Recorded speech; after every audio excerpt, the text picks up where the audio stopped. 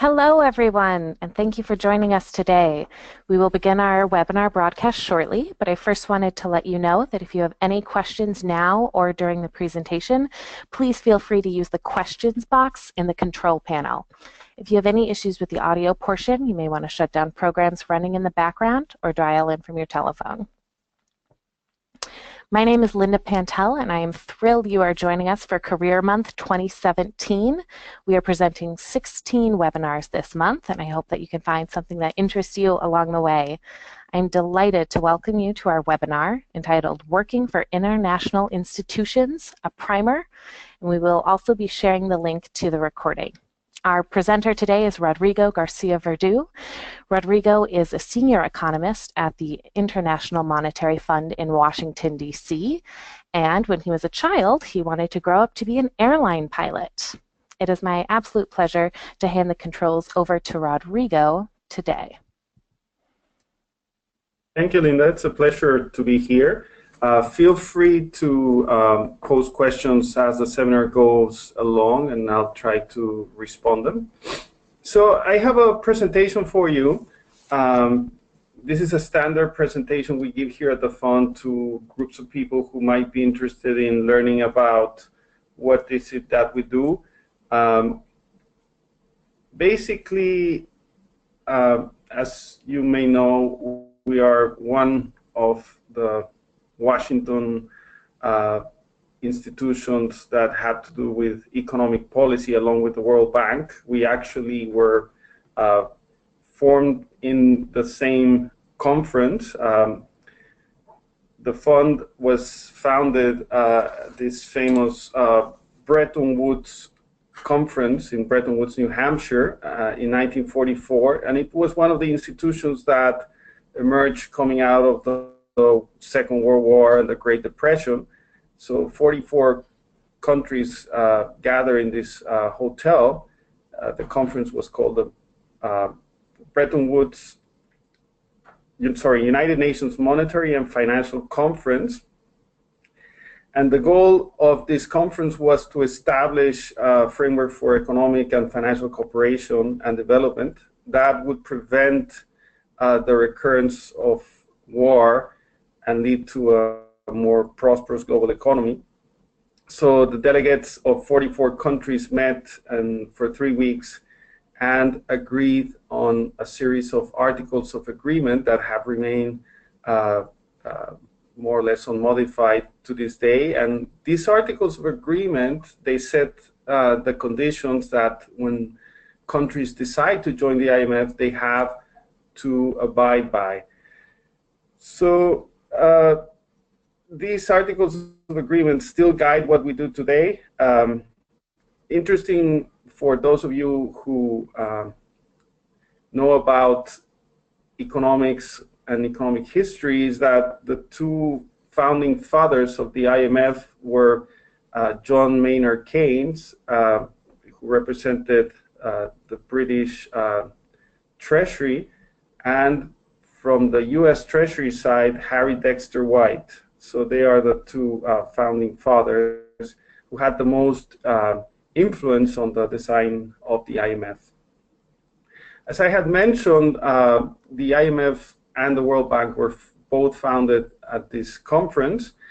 And as I will explain a little bit ahead, while we work closely together, we have different objectives, and we also have different financing models or business models, and I will explain what those differences are.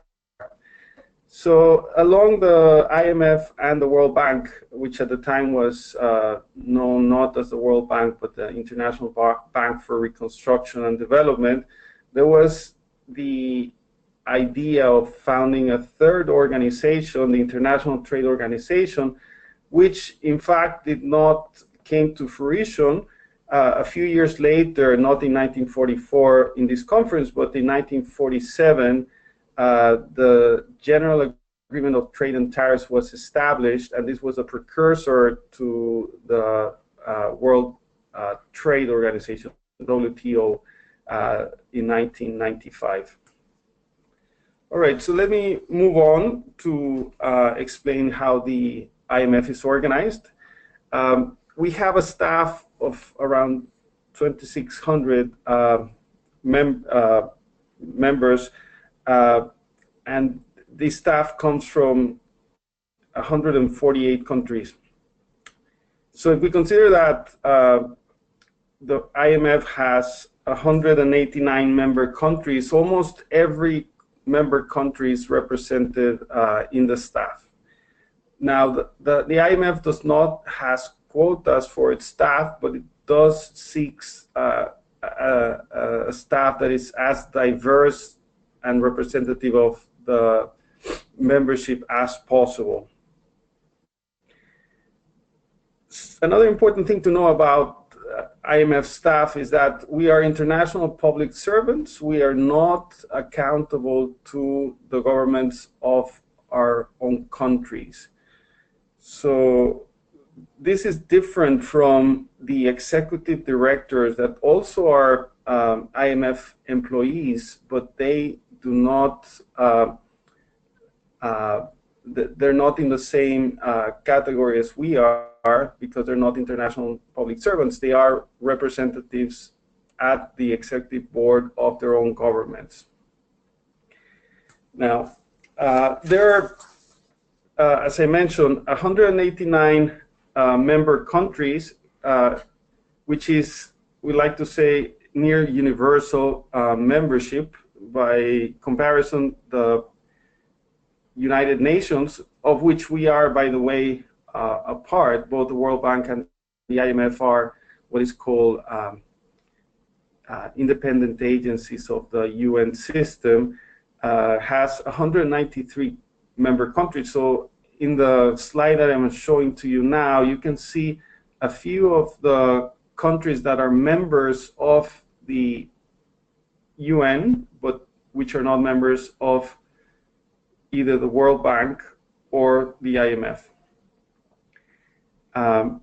Now, another important thing to know is that the membership of countries into the World Bank requires first that they are members of the IMF. So it's not possible to be part of the World Bank without first being a member of the IMF. Now let me move on and dwell a bit on the distinction of staff, executive directors, and management, which are the three main types of employees we have here at the fund, and also to talk about the governance and how the IMF actually works. So in this screen we have, beginning on the upper left corner, the maximum authority at the IMF, which is its board of governors. The board of governors is typically composed of the finance minister and the central bank governor for each member country. So each country gets to appoint a member of the board and an alternate member, and they meet twice a year during the so-called annual and spring meetings of the IMF, and they are the ultimate decision makers at the fund. The bank has a very similar structure to what I'm about to describe. Now, the board of governors delegates a lot of its policy decisions into a smaller group called the International Monetary and Finance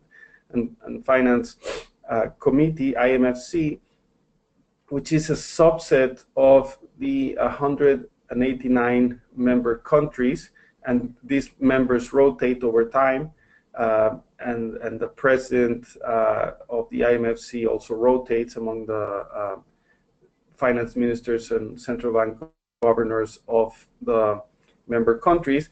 And you will see every spring or annual meeting there will be a communique from the IMFC which lays out the vision that the committee has about the state of the global economy and sort of the main policy challenges that the world economy faces. The IMFC meets around these two annual meetings, a smaller group, and then in terms of the IMF itself, the Board of Governors, with the guidance of the IMFC, delegates on the executive board here at the IMF all the decisions. So the day-to-day decisions are basically taken by the members of the executive board. Now, some countries, depending on the size of their economies, it's not precisely only based on GDP, but largely on the size of the economies as measured by GDP and how much they account for in terms of total world trade.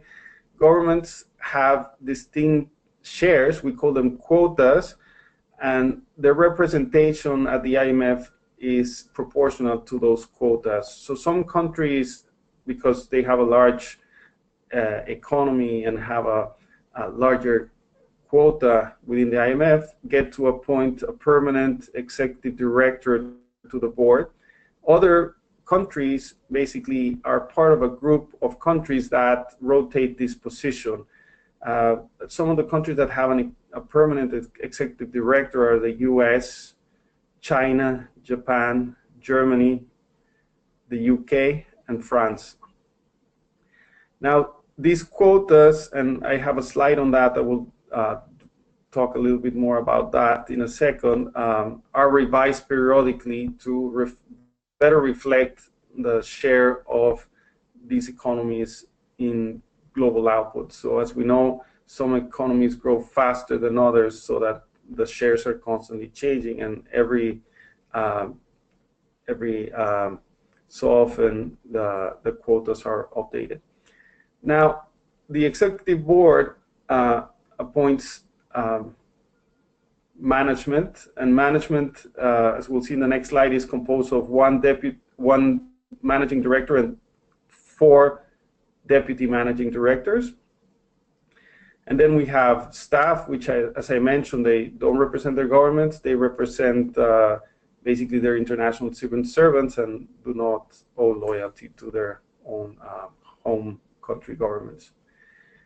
The staff of the IMF is composed of the managing director on the left side, Christine Lagarde.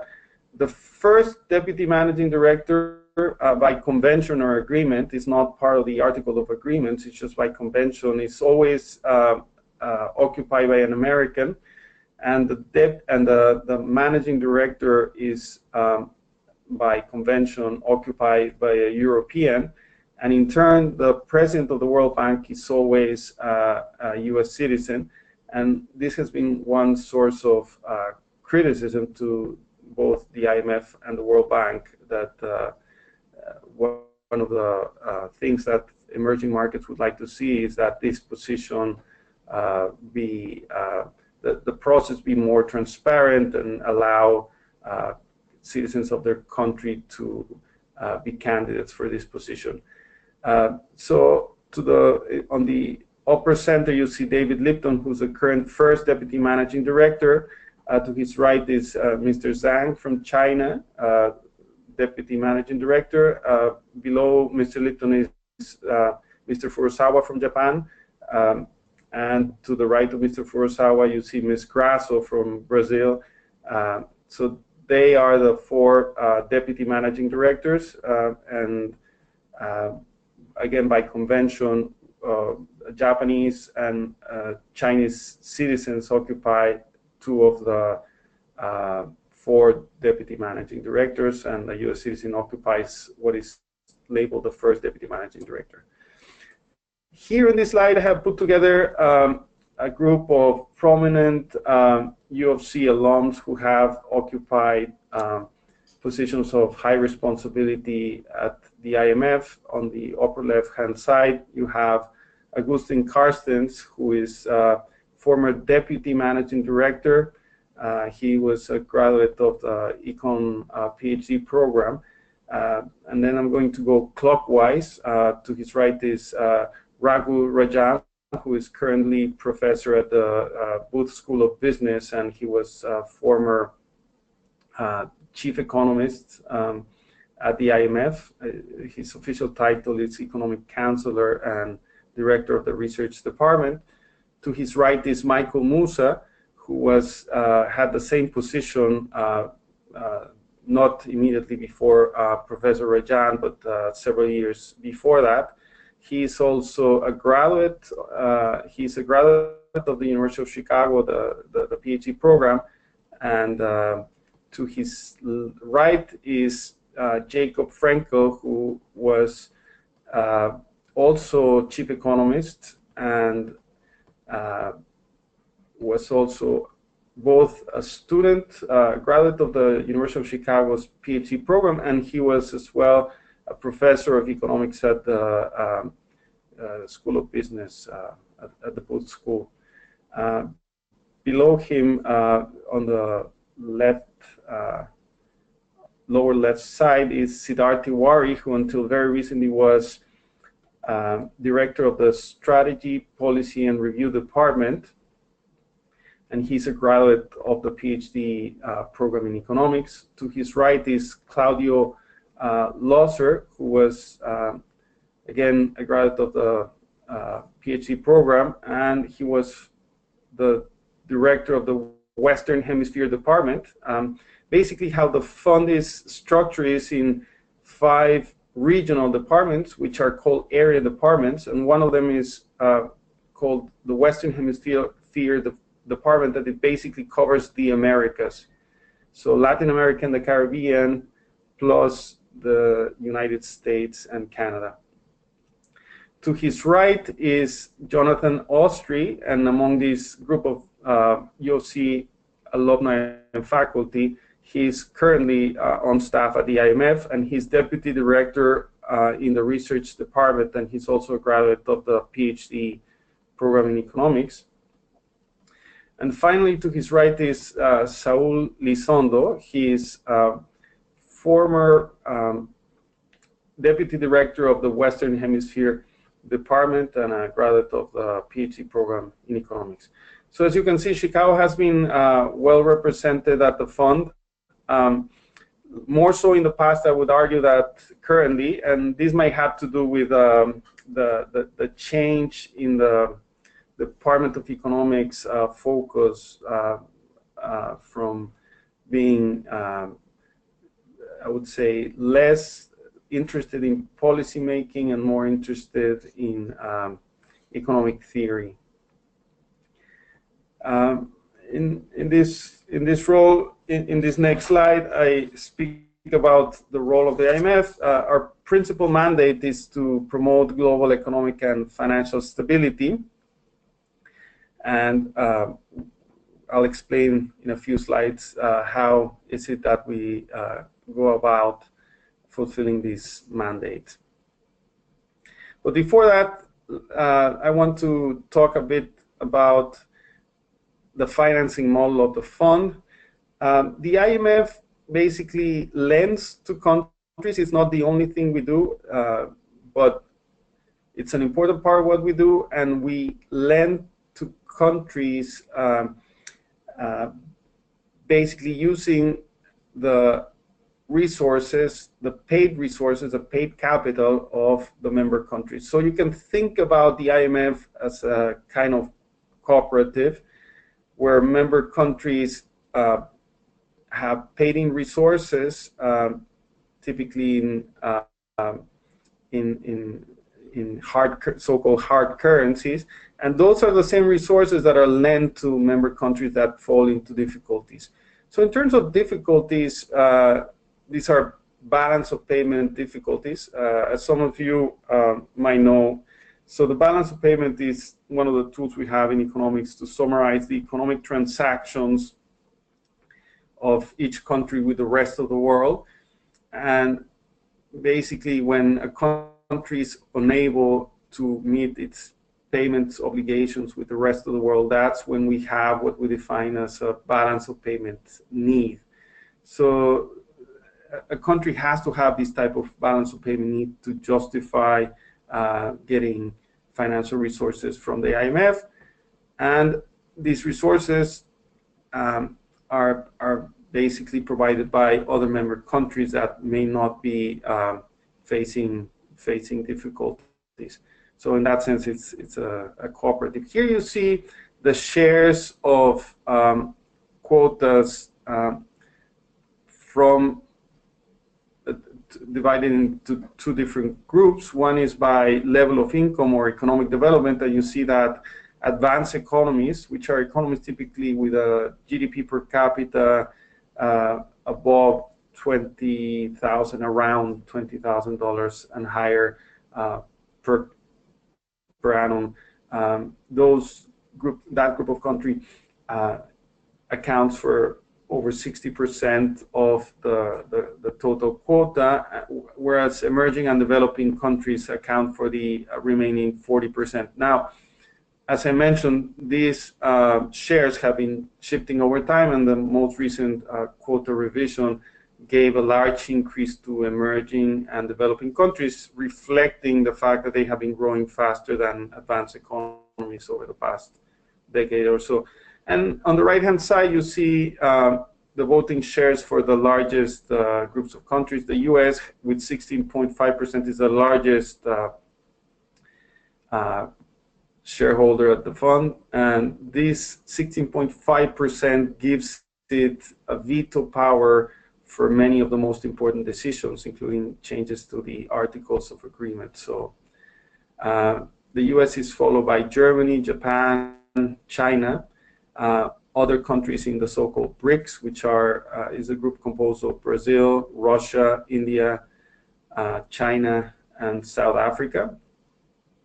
The Middle East has this group of Middle East countries has a share of 6.8. As a matter of fact, Saudi Arabia is another country. I had mentioned before, there's a group of countries that has a permanent seat at the executive board. Saudi Arabia is another such country. Okay, let me move on to speak about the latest governance reform. As I mentioned, the quotas get revised periodically, and then the latest quota reform that came into effect about a year ago in January 2016, basically meant transferring 6% of total voting shares to emerging and developing countries. If you compare how the IMF does relative to global output, it has corrected a lot of what was before, and still there will be more correction if emerging and developing countries continue to grow faster, over-representation of advanced economies. So if you look at the original composition of the 44 countries that signed the Articles of Agreement, what are now advanced economies were over-represented. And as emerging and developing countries have grown faster, they gain shares. Another major reform that took place recently was the inclusion of the Chinese currency, the renminbi, as the fifth currency in what is called the standard drawing rights. The standard drawing rights is a unit of account we use here at the IMF, and basically it's a basket of currencies on which we use to denominate all of our operations. So the loans, you might hear of them, of the amount of the loans in terms of billions of US dollars, but for internal purposes, everything is done in standard drawing rights, which has certain advantages over the US dollar in the sense that it fluctuates a lot less relative to currencies because itself it's a basket of currencies. So exchange rate changes, bilateral exchange rate changes affect the SDR less than they do individual currencies. So those have been two of the major recent changes to the IMF. Now let me talk about how we fulfill our mandate, which is to promote global economic and financial stability. So we have one of the main tools we use is what is called economic surveillance. So when the countries join the IMF, they agree to subject themselves to an annual consultation with the fund. So the way the fund is organized is there are country teams, anywhere between 3 and 12 people conform a country team depending on the size of the economy and how systemically important the economy is to the rest of the membership. And in this consultation, what happens is the country team goes on what is called a mission. This is a visit to the country, and they have a series of meetings with the authorities where they review economic policies, and at the end they will write a report based on this consultation that will reflect staff's view as well as the authorities' view. And this is a comprehensive assessment of the state of the economy, and it contains policy recommendations by fund staff.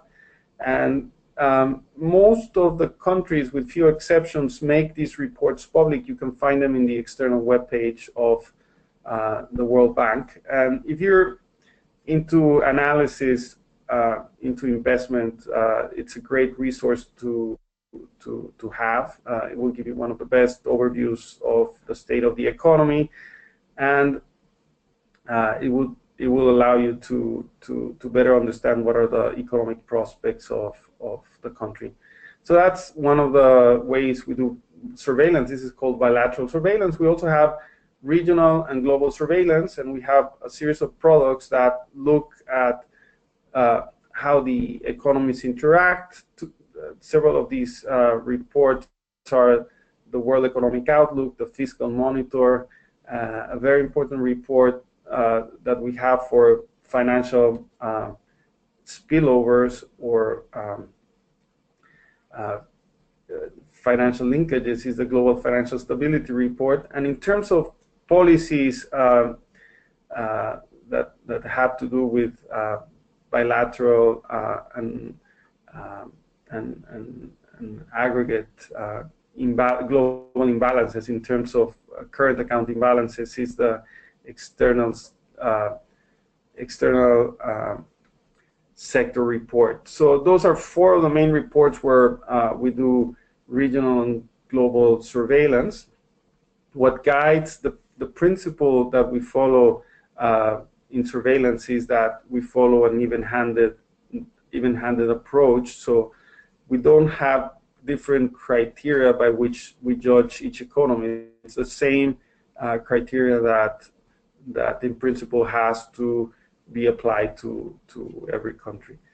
And then we focus on spillovers and cross-country analysis, because that's one of the advantages we have over other similar institutions, like, for example, regional development banks, which might also do similar analysis. Is since we have almost universal membership, we are in a better position to do this spillover and cross-country analysis. Now, in addition to surveillance, we also do lending. We lend to countries that, as I had mentioned, have a balance of payment need. There's two main types of lending. There's concessional lending and non-concessional lending. Concessional lending is lending done at below market interest rates. Basically, at the moment, we have a zero interest rate on loans to countries that qualify for this concessional lending, and these are basically the countries that have the greatest need, as defined by their level of GDP per capita. These are some of the poorest countries in the world, and the decision to extend a zero interest rate financing to this group of countries was taken after the 2008-2009 global financial crisis, and has been subsequently extended and will be reviewed by the executive board and decide whether they can be sustained or not. Now, an important issue is these interest rate subsidies are given in a way that are not undermining the financial standing of the institution. So basically, there was a big sale of gold, which the fund still holds significant amount of gold, and the proceeds were used to set up a fund, and only the returns on this fund are what are being used to finance these below market interest rates. The other major source of lending as a form of lending is non-concessional, which are basically interest rates that are typically below what the market lends to countries in times of crisis. It's, I think, important to understand this distinction. The IMF is often portrayed as benefiting from lending to countries that are in distress, but the truth is that countries, when they come seek IMF financing, they are not able to obtain from markets financing at rates anywhere close to the rates that the fund offers them. So the fund, while having a financing model that allows its operation to be financed by this difference between the interest rate it pays to the member countries for its holdings here at the fund and the interest rate it charges countries that come for a financial, what we call financial program, is what allows the operation to be financed with. So in that sense, we're doing financial intermediation, but obviously we're not a for-profit institution, and the objective is to correct the causes that gave rise to the balance of payment imbalance in the first place. So associated with both concessional and non-concessional lending comes a series of conditions, which are called either quantitative performance criteria or structural reforms that are designed to correct the causes that gave rise to the imbalance. So just to give a concrete example, it's the typical case is a country whose government has been spending in excess of its revenues and has accumulated a large amount of debt. At some point, there are concerns that the debt is not sustainable, the financing is dries up, and then the government might be unable to service its external debt, and that's typically when the fund would come in with a program. And the conditionality would have, if in this hypothetical example, if the causes of the crisis are this excessive government spending, which has led to the accumulation of fiscal deficits and debt, was at the cause of the crisis, then the conditionality would have to deal with excessive government spending, insufficient revenue, and that's what it would try to address through conditionality. Now, besides surveillance and lending, a third big area where the fund works to try to fulfill its mandate is in capacity development. So we have a lot of training and technical assistance given to member countries, and this is done through missions, just as the country teams go to the countries to hold these Article 4 consultations. They're called Article 4 because that's the article of agreement where this obligation is established. Then there's also technical assistance missions or training missions that go to the countries to provide training in specific areas. We also have a series of regional technical assistance centers, which are shown in the map on the screen, and regional training centers, and country authorities also come to Washington, D.C., where the headquarters are to receive training. I want to speak just one more slide and then open up for questions. The traditional areas of work that we deal with are monetary and fiscal policies and financial stability. And I won't go into details about some of the new areas of work. Suffice it to say is we have a mandate.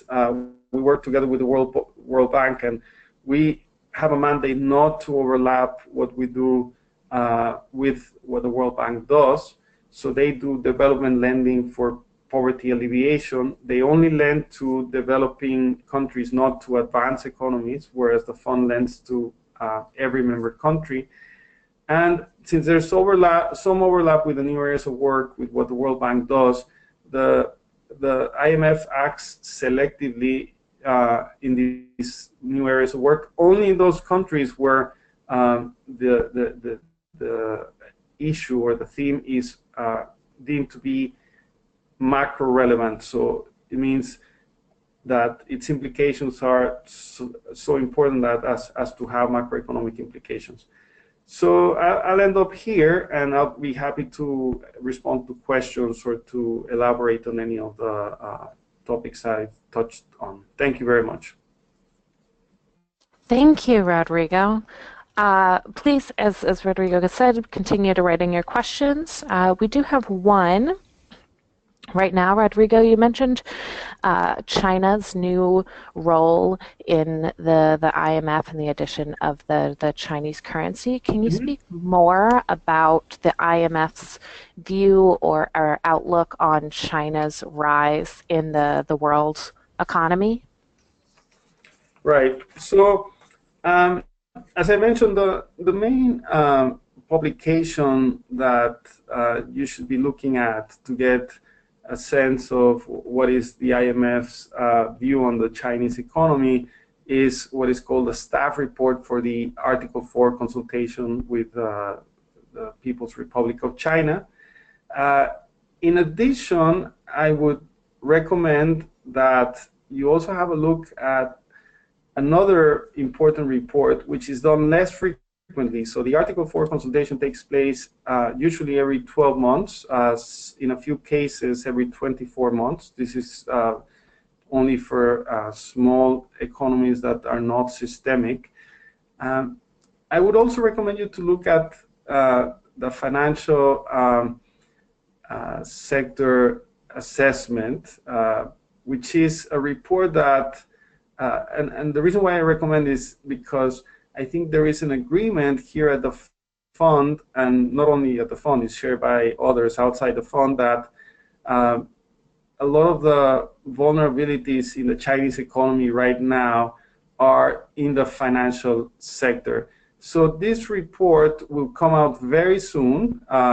Just you can do a Google search for FSAP, FSAP, for Financial Sector Assessment Program, and it should be coming out in the next couple of weeks. In fact, one of the persons who led this assessment is another University of Chicago graduate,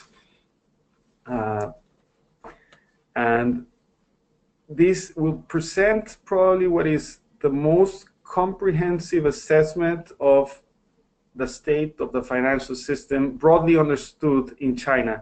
This is not only the banking system, this is the whole financial system. So non-bank financial corporations are included as well.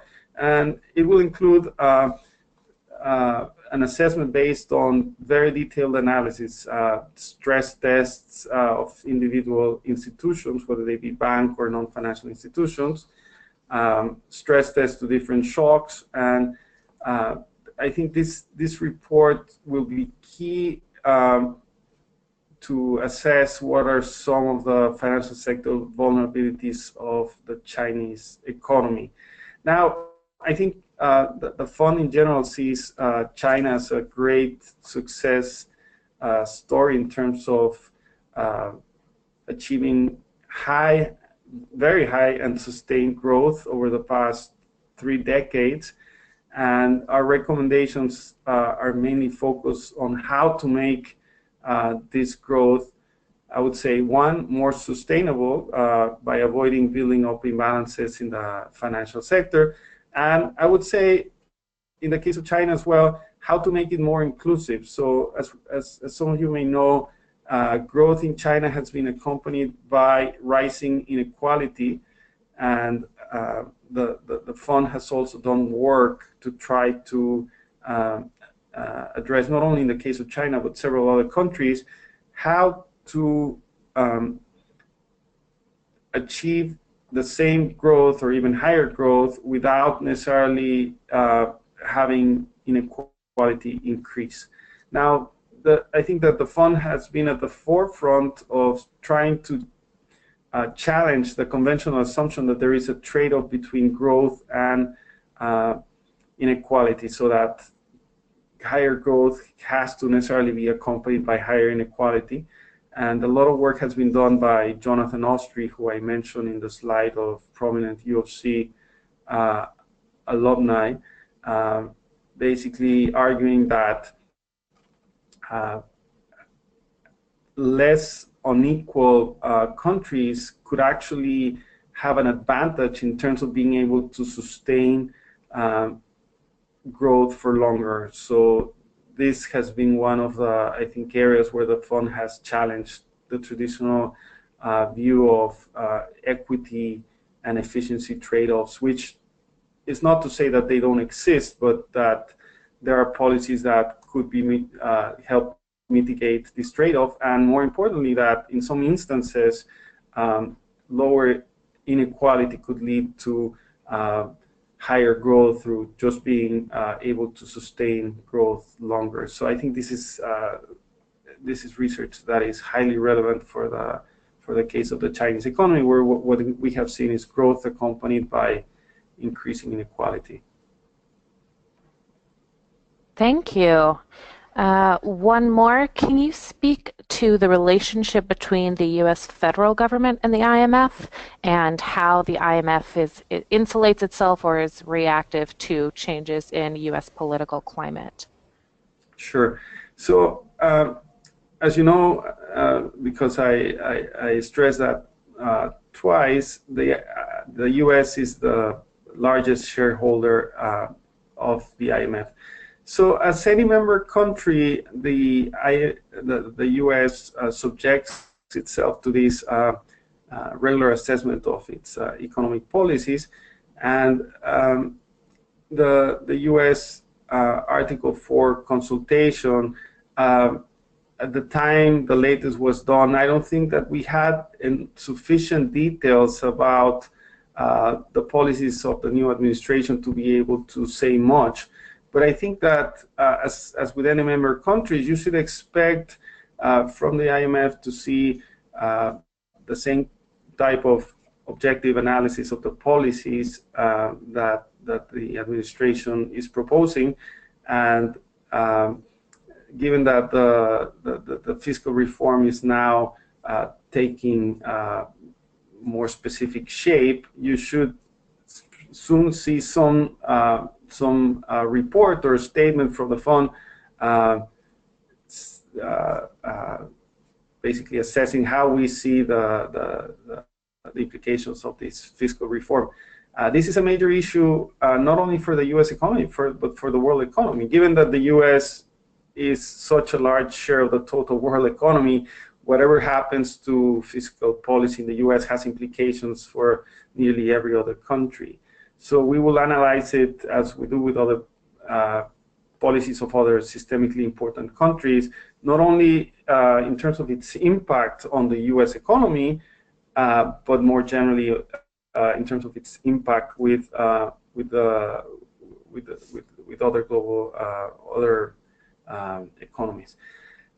More generally, the relation with between the fund and the U.S., the Treasury and the Fed, as with any other country, they are the main counterparts during our consultation. So the U.S. country team, which is one of the larger teams here at the fund, meets with representatives from the U.S. Treasury and from the Federal Reserve Board, and they will discuss the policies that are being proposed.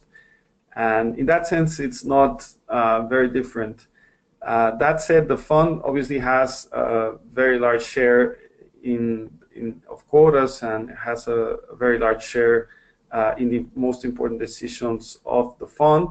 And I would just say that the U.S. government views have obviously play a very important role in how the overall institution operates. I don't know if this answered the question, but if there's a follow-up, I'll be happy to respond. Thank you. We don't have a follow-up yet. I think that was a good overview of a very large question. And we have one more before we go today. Can you speak a little bit to your specific role at the IMF Sure. and what projects you work on? Sure. So I work as an economist. So out of the 2,600 employees, probably around 1,000 of us are economists. So typically an economist is at any one point assigned only to one country.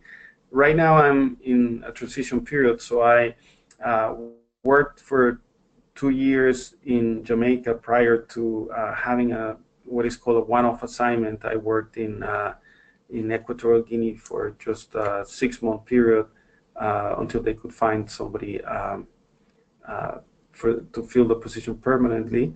And this had to do with,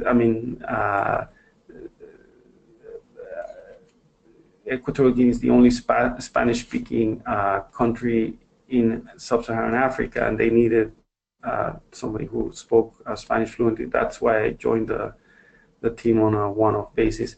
So I work in the Strategy, Policy, and Review division. We have a country assignment that takes about, I would say, between 30 and 40% of our time, and my department, Strategy, Policy, and Review, covers the economists from my department cover the external sector. Basically, we cover balance of payments, we cover foreign reserves, exchange rate regimes. That's what we cover. We also cover the external debt sustainability assessment. Sometimes we also do the overall debt sustainability assessment for the country team. So we have several bosses. So I have my division chief who basically oversees my work related to activities in my division, and then I work with a mission chief for one of these countries I was just referring to. Then about another third of the time for my division in particular here in SPR, we do review. So this is review of the work that the country teams do. So it's like a quality review, or a kind of peer review of any documents that the team is working on. So we read and review thoroughly their staff reports, and we ensure that these reports basically comply with the principles I was talking about, like even-handedness. That takes about another third of my time, and typically you have a portfolio of countries you review. So in my case, my division is the Advanced Economies division and multilateral issues. So I cover advanced economies, and it's a mixture of advanced and emerging markets, because we also have a few emerging market countries we cover, as well as groups of countries. That's the multilateral issues part, like the G7, the G20. So we also review some of the work coming out of these groups of countries. And finally, the other third of our time, in my case, is devoted to the particular products of my division. So we work a lot in my division on assessing vulnerability, assessing risks and vulnerabilities of the member countries. So we conduct here an exercise called the vulnerability exercise, where we look at a host of models and indicators to try to assess where are the biggest risks to financial and economic stability. And based on this, we prepare presentations for management and the senior risk group to help them assess where risks are. And that's another good third of my time here. So typically, we do have one follow-up question. Sure. Why were you drawn to the IMF opposed versus the World Bank? So I worked with the World Bank before. I worked for 3 years with the World Bank in the Latin American Caribbean region. I have to say that there's a lot of similarities in the two institutions. So very similar staff in terms of the same type of work environment, very diverse, multicultural, and that's a big part of what I love about working here in at the IMF. There's there's a trade-off, I would say, between working at the World Bank and the IMF. I mean, the IMF tends to be a lot more specialized. So we do sort of short-term macroeconomics. We're mostly concerned about making sure that the governments have identified sources of financing in case they have deficits, that they're not accumulating unsustainable levels of debt. That's the type of analysis we do. Is kind of a bit dry, and the World Bank is more diverse. Its mission is, I would say, more complex. Alleviating poverty is quite complex, and as I like to say, there's no, I mean, where you would fit better or would like to work better depends a lot on your preferences. So the trade-off, as I see it, is, in my view, the IMF is a better organized institution in terms of it has a very simple design of how the work is split and divided and defined, and that's a good side if you want. The bad side is that it's much drier work, in the sense that it's a lot of number crunching, and not everybody likes doing that. The World Bank, I think it has a very interesting and compelling mission, which is alleviating poverty, and a lot more people, I think, would be drawn or would identify themselves with this objective. And as an organization, I think is less well organized than the fund. It works less efficiently, in my view, and I say this having worked there for 3 years.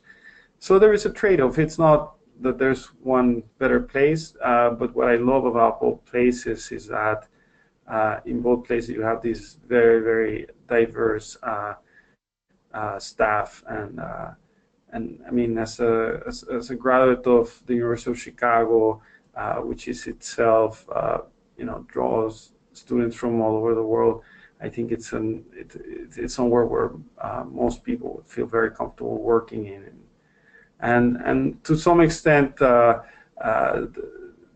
mean, not as intense as the University of Chicago, but I would say there is the sense that our policy should be objective and evidence-based. Of course, you will never find such an intense and disinterested environment as the academic environment you have at Chicago, but some of those same values, I think, are still preserved in this institution. So that's what I love about working here. Thank you so much.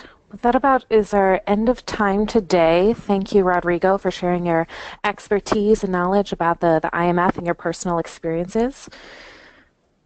And thank you, everyone, for attending our Career Month webinar today. Please check out the website for additional webinars, and we look forward to tuning in later. Thanks so much.